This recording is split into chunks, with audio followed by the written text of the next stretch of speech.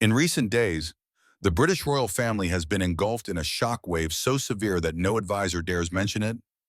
Outside the sealed-door meetings inside Buckingham Palace, Prince William has suddenly become the target of a series of mysterious, calculated, and chilling threats.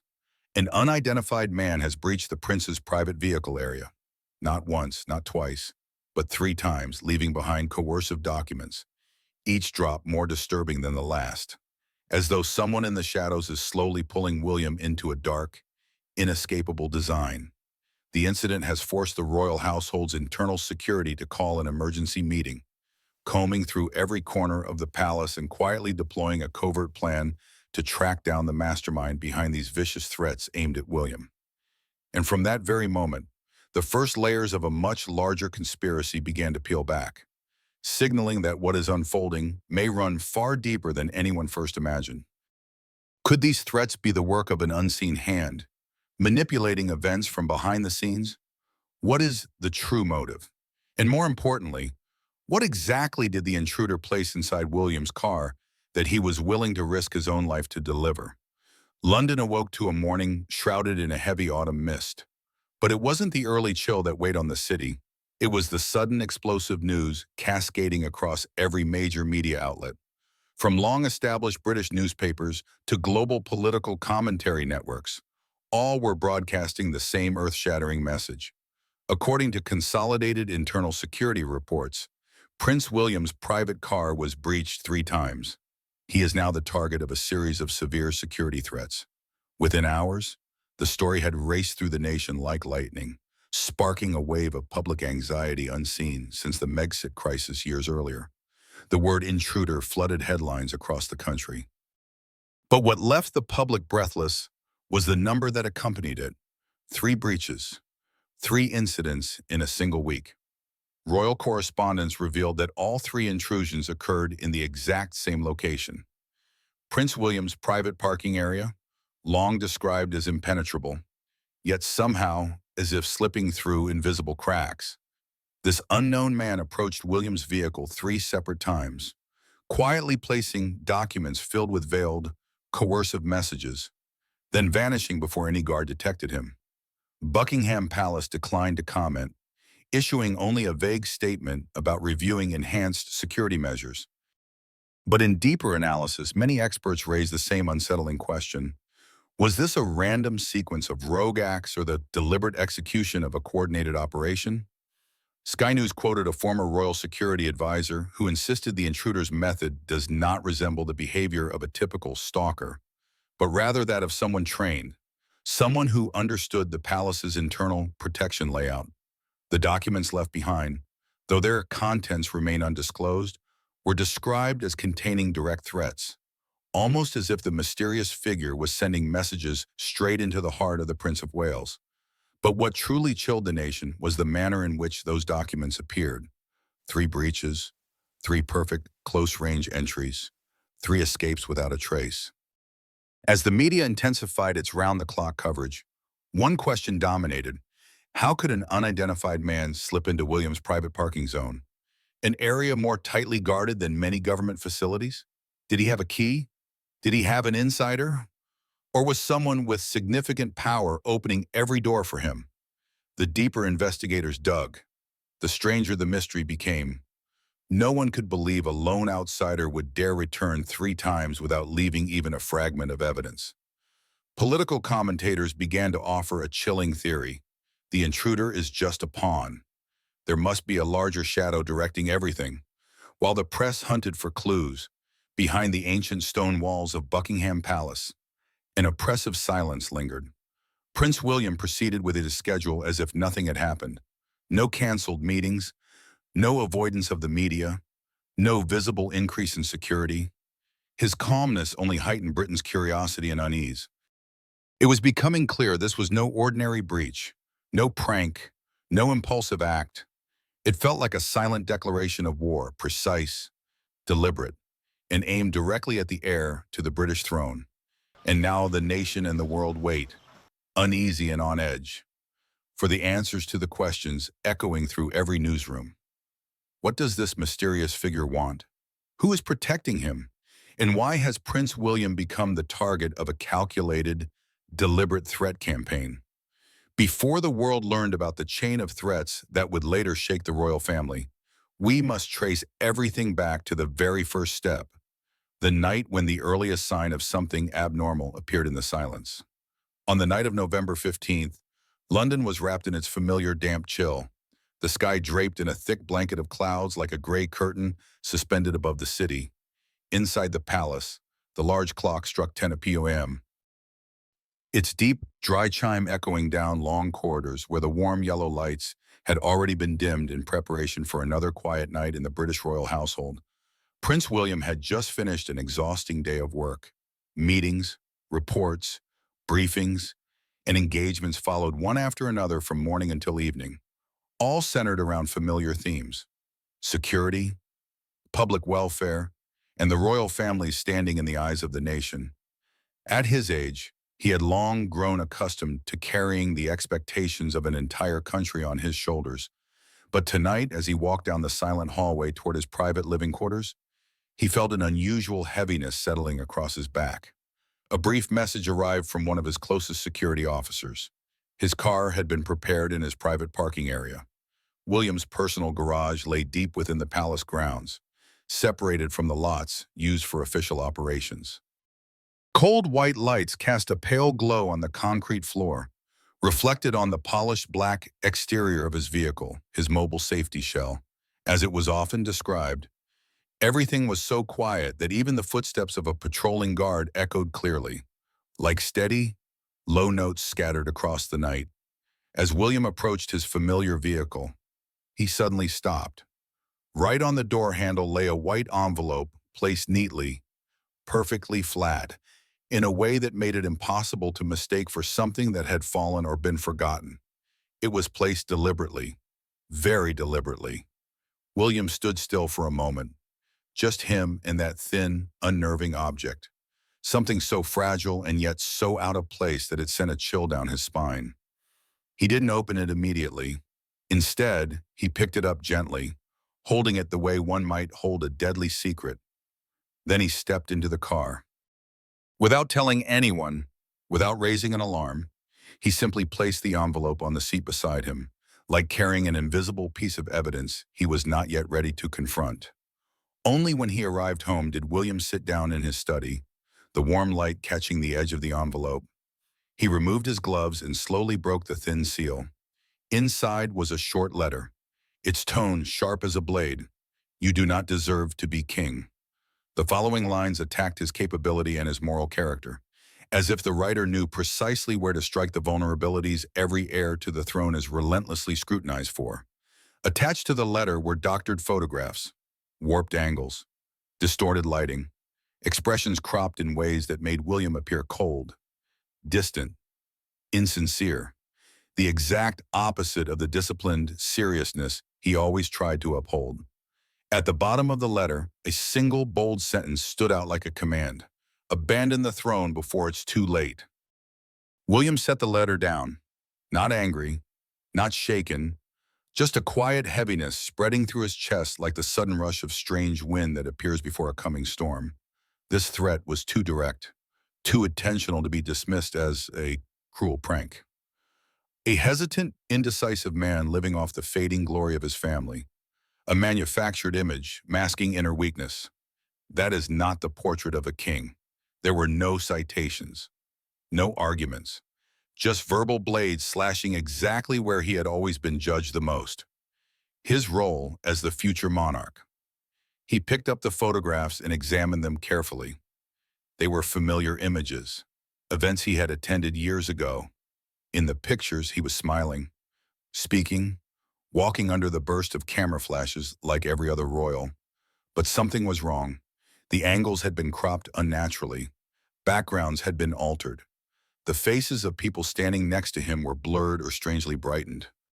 Some photos were trimmed so tightly they made it appear as though he was intentionally turning his back to the crowd, as if he were cold, distant, dismissive of the public. Exactly the kind of narrative tabloids often tried to construct. William realized these were not photographs from the official royal archives. They had been pulled from somewhere else and crudely manipulated to distort their original meaning. They accused him of nothing criminal, but they were dangerous enough to plant doubt about whether his public persona was authentic. He set the papers back on the desk, staring at the words as though weighing each punctuation mark. He was used to criticism, used to harsh commentary, used to waves of speculation online. But this time, something was unmistakably different. Instead of attacking him through newspapers or rumors, someone had slipped this directly into his private vehicle. Still, true to his steady, principled nature, William refused to allow a faceless envelope to unsettle him. To him, this was an act of cowardice not worth another moment of his attention. He folded the letter, placed it aside on the desk, and stood up, deciding not to waste any more energy on an anonymous figure lacking legitimacy or courage. Then he switched off the lights, left his study, and went to bed as though nothing had happened. November 17th settled over Buckingham Palace with a stillness so heavy that every footstep echoing through its long corridors sounded like a distant call from another world. William had just finished his schedule for the day and made it his way down to his private garage just as he always did. He kept the same composed demeanor he had displayed after receiving the anonymous envelope, calm, measured, revealing neither fear nor suspicion. But tonight, as he stepped into the garage, something different caught his eye the moment he looked toward the roof of his car, a thick, dark brown folder. And on its cover, a single bold line written in heavy black ink, pressed so firmly into the page it looked almost carved. "You must read this time." The intruder wanted William to see it, wanted him to have no choice but to notice, wanted to push him further into a game that had already begun without his consent. William lifted the folder. He opened the car door, placed it on the passenger seat, and sat behind the wheel, closing the door quietly behind him. Back in his study, William set the folder on the desk. He drew a long breath before opening it, as though he already sensed that what lay inside would change everything, and that nothing after this moment would ever be the same again. When he opened it, the thick paper gave off a cold, stale scent, like something prepared too carefully, held too long, waiting for the perfect moment. And on the very first page, William saw an image he never imagined a stranger could have taken. Him standing at the school gates with one of his children, holding a tiny blue backpack in his hand. His expression was a little tired, yet softened by the quiet tenderness reserved only for private moments of fatherhood. Moments he had always believed should remain sacred, untouched by the outside world. But the photo was taken from far too close, far too clear, far too directly into his face. The realization made his heart drop for a split second. He turned to the second photo. This one captured him stepping out of his car after an evening engagement. The scene was accurate, but the angle of the shot came from a position strictly off limits to the press. Whoever took it had been somewhere no journalist would ever be allowed, close enough to make William feel as though someone had been reaching into his life without him ever noticing. He flipped to the third image, and this time a chill ran up his spine. It was the private hallway behind his office, the one he walked only late at night, the one that had never been seen through any media lens. Yet here it was in the hands of a stranger, photographed from just the right height to capture his footsteps. But the final images were the ones that shook him the most, his children playing in the palace grounds, the afternoon sun catching the brightness of their hair, their innocent smiles untouched by the complexities of the world beyond. These were the moments William treasured above all else, moments he wished he could hold on to forever. And yet someone, somewhere, had been standing close enough to capture every expression, every step, every small turn of their heads. These were not just photos. They were a message without words, a sinister whisper hidden beneath the paper. "I'm watching you. I'm close. Will you do what I want?" A weight pressed down on William's chest, not out of fear for himself, but from the crushing dread that settled like stone when he thought of his children. A deep, quiet fury rose within him, not loud, not explosive, but tightening behind his eyes with a steady, protective force. It was the anger of a father before it was the anger of a future king. In that moment, William understood that his earlier silence and composure had been misread. It had emboldened the intruder. It had allowed him to take another step, and William would not allow a third. He turned toward the palace's internal security office. He did not call an emergency meeting. He did not issue a public alert. He simply delivered a discreet, icy command. Tomorrow, I want every camera in the garage reviewed. Every hour, every blind spot, not a single second missed. November the 18th draped Buckingham Palace in an unusual atmosphere.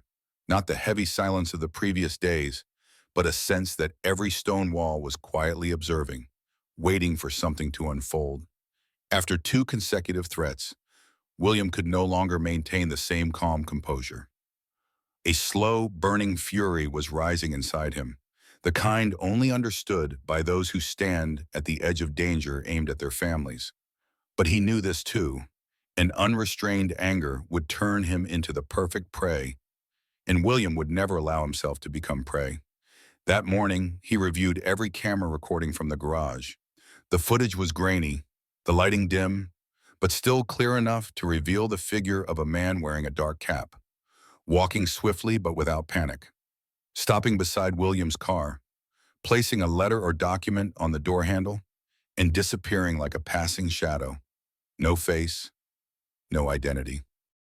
But the man's physical frame, around 6 feet tall, broad-shouldered, walking with deliberate steps, was enough for William to understand. This wasn't someone acting impulsively. This was someone sent, someone trained, someone who knew exactly where to go and how to enter. Watching it, a cold shiver ran down his spine and then immediately turned into a sharp, burning anger. This man had been watching him, watching his family, infiltrating one of the most tightly protected areas in the United Kingdom 3 times. But what enraged him most wasn't the intruder's recklessness. It was what that man had prepared for the third threat, the thing that turned a sequence of intimidation into a direct declaration of war. That evening, when William walked down to the garage, his car sat in its usual place under the white fluorescent light. But on the back seat, something small and pitch black stood out, a black velvet box. Not an envelope, not a file, a different symbol entirely, something crafted, deliberate, ritualistic, as though a sinister offering had been set down with intention. He opened the box. Inside was a miniature car crushed, not slightly damaged, but completely mangled, twisted beyond recognition, a grotesque emblem of destruction. Beneath it was a photograph of the Paris tunnel where Diana died, the smeared lights on the wall looking like wounds that had never healed in the memory of Britain. And finally, a folded note, its handwriting eerily similar to that of his mother. Princess Diana. The message was as brutal as a blade. You will die like Diana if you do not leave the royal family. In that instant, William felt anger surge through him like a breaking wave. Not just a breach of security, not just a threat to his children.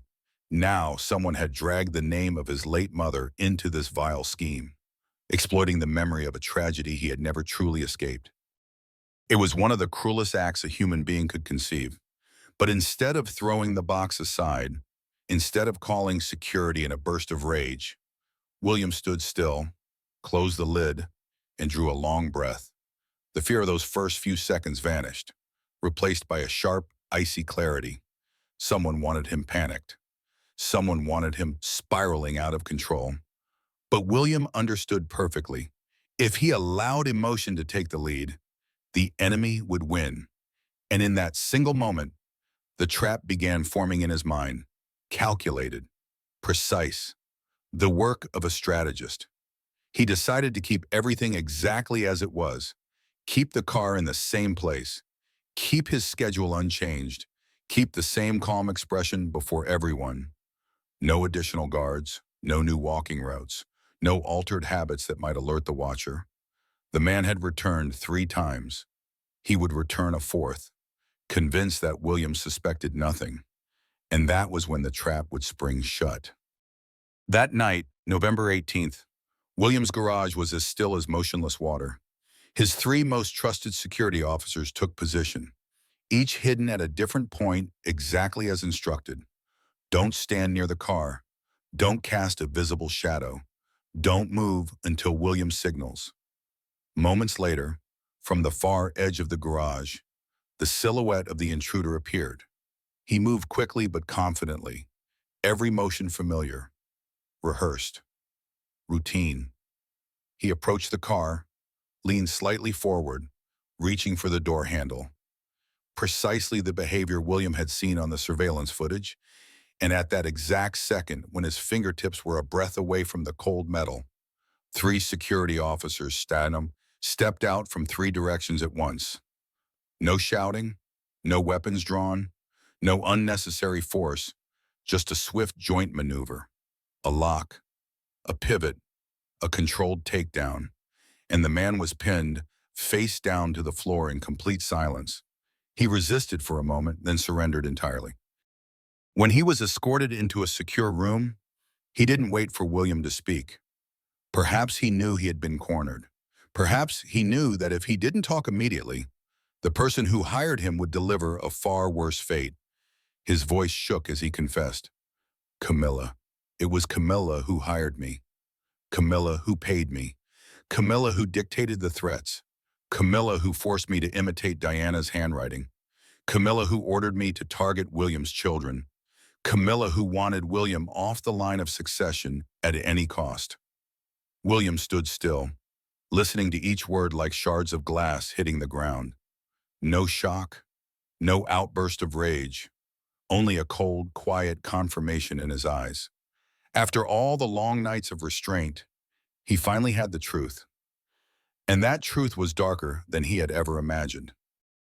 Immediately after that, on November 19th, a private meeting was convened inside an old stone chamber in the west wing of Buckingham Palace, where the warm glow of hanging lamps cast sharp shadows across the long table, making every expression more visible, more weighted than usual.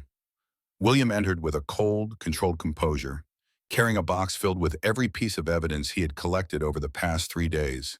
The anonymous letter, the folder of covert photographs, the black velvet box containing the crushed car model, the picture of the Paris tunnel, and the forged note mimicking Diana's handwriting. One by one, each item was placed on the table with a precise, unflinching motion, as though each piece was being fitted into the final structure of a verdict. Camilla sat at the head of the table opposite him, her fingers gripping the edge of her chair as if to anchor herself. Her eyes flicked across the evidence, trying to appear indifferent, but betraying a brief, tiny flicker of panic, a flicker William caught instantly. The door opened and the stranger, the man who had been apprehended, was brought in. No chains, no restraints, but unmistakably broken. He stood behind William, unable to lift his gaze toward Camilla. William nodded, and a guard closed the door. The room sealed itself. There was no exit for anyone now. William spoke first, his voice low and drawn out, a sound that seemed to press down on the entire chamber. What has happened over the past 3 days goes far beyond any form of intimidation. And I believe you understand exactly why I asked you to come here. Because none of these items appeared on my car by accident. First time, second time, or third time. They all lead back to the same source, the same hand. And I want to hear the answer from you, not anyone else. Camilla steadied her expression, inhaled softly, and responded. Her voice stretched thin in self-defense. William, I do not know what you are implying. Any one of these things could have been done by someone else. You cannot just point your finger at me like that. I have nothing to do with these threats. William didn't argue. He simply turned to the man who had been caught. Repeat what you told me. The man trembled, but eventually spoke, his voice long, shaking, yet clear, each word distinct. I acted under the orders of Queen Camilla, because she was the one who met me directly, who paid me, who instructed me to write the threats, who told me to watch your family every day, who told me to place the forged letter in Princess Diana's handwriting in your car, and who forced me to do everything under absolute secrecy. She said that if I disobeyed, she would make me and my family disappear. Camilla shot to her feet, her voice pitched higher than usual, trying to project outrage but failing to hide her desperation. He's lying. He's a criminal. Of course. He would say anything to reduce his punishment. You cannot believe a nameless man like him. William didn't react to her shouting. He stared straight ahead, unwavering. So, you're telling me he created these letters himself, edited the photos himself, acquired the crushed car model himself, found the Paris tunnel photo himself, forged my mother's handwriting himself, and managed to get past 3 layers of palace security just to tarnish your reputation? Camilla froze for a single second. Just one, but enough. A truly innocent person never needs that 1 second to think. William continued, his voice sharpening with every word. I reviewed the camera footage. He is the man who appeared all 3 nights. He could not have entered the garage without someone guiding him, feeding him information, giving him precise details about my schedule and my family's movements. And the only person with access to that level of information is someone inside this household, someone who knows every vulnerability in the system. Camilla stepped back half a pace, her face draining of color, though she still tried to protest. William, you are accusing me unjustly. I have never... He cut her off with a single, long, decisive line, a blade that ended the confrontation. You wanted me off the throne so badly you did this. You threatened my children. You used my mother's memory to force me into submission. Camilla went rigid. She could no longer utter a single word, not with the evidence laid bare before her. And it was her silence, her trembling lips, the brief panic flickering through her eyes that became the clearest evidence of all. The morning of November 20th was one of the bleakest Buckingham Palace had witnessed in years. The footsteps of security officers echoed like the soft knocking of a verdict, slowly approaching its final chapter. And amid that heaviness, William and Charles appeared together, heir and king, now forced to confront an act that had moved far beyond private conflict. It had crossed into the territory of criminal threat, royal dishonor, and danger to innocent children. The man arrested in the garage the night before was escorted away, flanked by 2 rows of guards, taken to the government office where his testimony would be recorded word for word. Every detail was examined with precision, every piece of evidence sealed and archived according to the strict protocol reserved for cases involving the British royal family. William stood beside Charles, listening as the full confession was read aloud one final time. The long, trembling statements admitting he had followed orders, accepted payment, carried out specific instructions about the threats, planted documents in William's car, monitored his family for weeks, and especially forged Diana's handwriting to deliver the cruelest psychological blow. Everything was captured in the official record, like hammer strikes sealing shut a door that could no longer open toward redemption for the one who had orchestrated it all.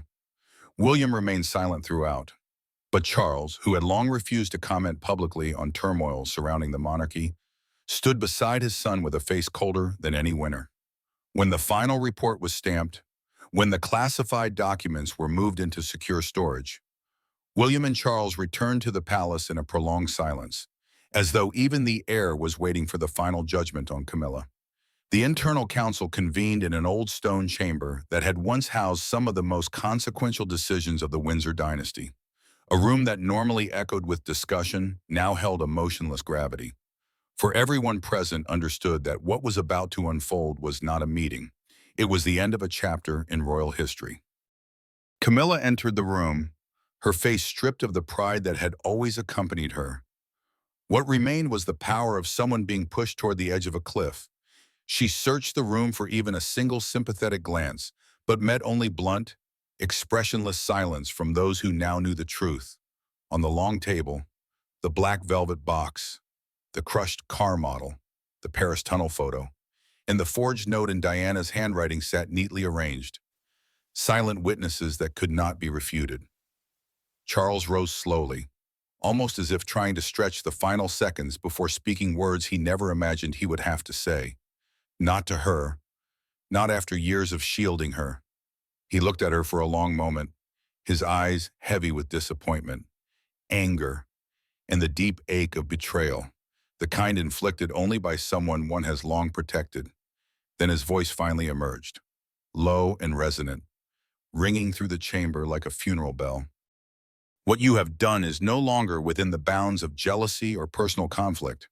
It has become an act that threatened the life of a royal family member, breached palace security, manipulated and abused the authority of the British crown.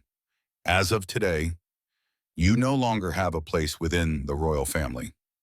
The words struck Camilla like a freezing gust, knocking away whatever remnants of resistance she had left. She opened her mouth, attempting to defend herself, but the words choked in her throat when she met Charles's eyes, not a flare of anger, but a disappointment so deep there was nothing left to argue. William stood beside his father, saying nothing, no hatred, no triumph. He had never wished for this outcome. He had only wanted safety for his family, for his children not to grow up under threat and fear born from within the palace itself. But Camilla's actions had crossed every boundary imaginable. Leaving exile as the only possible resolution, the decision was read aloud. Her privileges were stripped instantly. Her title, her access to inner palace areas, her motorcade, her staff, her role as a royal representative, all revoked. Only one path remained: to leave the palace as someone with no position whatsoever in the royal structure. Camilla walked out of the chamber, dazed, her shoulders trembling as though a cold wind were battering her. Even though the room was sealed, no one escorted her. No one offered a final word. No one looked after her with sympathy. For she had pushed herself out of that circle by committing acts no one could forgive. When the door closed behind her, the palace felt slightly lighter, as though a heavy shadow had been lifted. But inside everyone present, especially William, that relief came laced with a quiet bitterness. In a royal family, enemies do not always come from outside. Sometimes they rise from the very people once trusted the most. And with that, the monarchy turned a new page.